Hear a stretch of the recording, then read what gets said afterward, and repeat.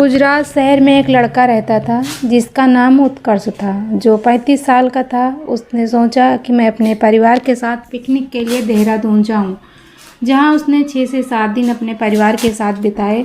जब वो अपने घर गुजरात आने लगा तो उसका पूरा परिवार गाड़ी में बैठ चुका था और वो भी रास्ते में आते आते रात के 2 बज चुके थे और वो देहरादून के पहाड़ों को पार कर रहा था।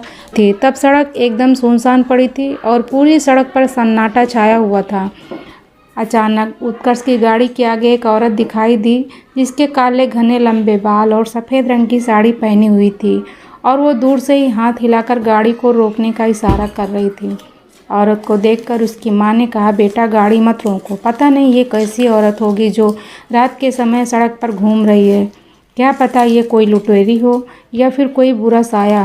तब तक गाड़ी उस औरत के पास में पहुंच गई और वो ज़ोर ज़ोर से गाड़ी का दरवाज़ा पीटने लगी। उसको देखकर ऐसा लग रहा था कि मानो या न मानो बहुत बड़ी मुसीबत में फंस गई हो। उत्कर्ष की माँ ने बोला, गाड़ी का दरवाज़ा मत खोलो, लेकिन उत्कर्ष ने बोला कि ये औरत किसी बड़े घर की ओर शरीफ दिख रही है और लगातार रोए जा रही है।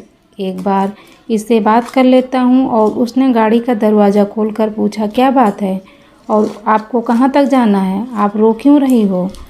तब औरत ने बोला कि मेरी गाड़ी खाई के नीचे गिर गई है और उसमें पीछे वाली सीट पर मेरी छोटी बेटी फंस गई है, कृपया आप मेरी मदद करो। इतना सुनकर उत्कर्ष खाई की तरफ दौड़ा और उसका पूरा परिवार भी दौड़ा।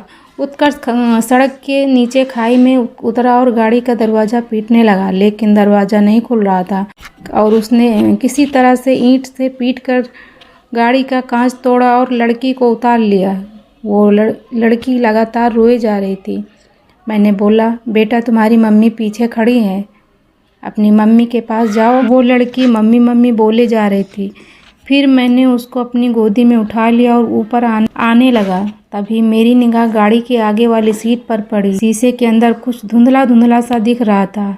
मैंने वो भी कांच तोड़ा तो देखा आगे वाली सीट पर एक औरत बैठी हुई थी, जिसका माथा फूट गया था, खून बहुत सारा निकल रहा था और वो मर चुकी थी। तब मैंने पीछे मुड़कर देखा कि वो औरत वही है। तब तो मेरे होश उड़ गए और तभी मेरा परिवार इकट्ठा होकर मेरे पास आ गया। ये भयानक दृश्य सब ने देखा।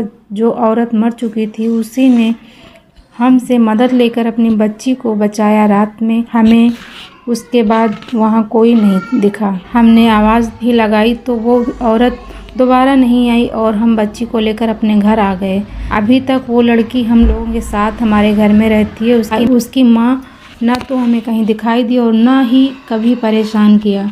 तो दोस्तों, इस वीडियो में इतना ही। हमारी स्टोरी आप लोग को कैसी लगी, अच्छी लगी हो तो प्लीज़ लाइक कर देना, चैनल को सब्सक्राइब कर देना। मिलते हैं आपको एक नई स्टोरी में नई वीडियो के साथ। Okay, bye bye, thank you.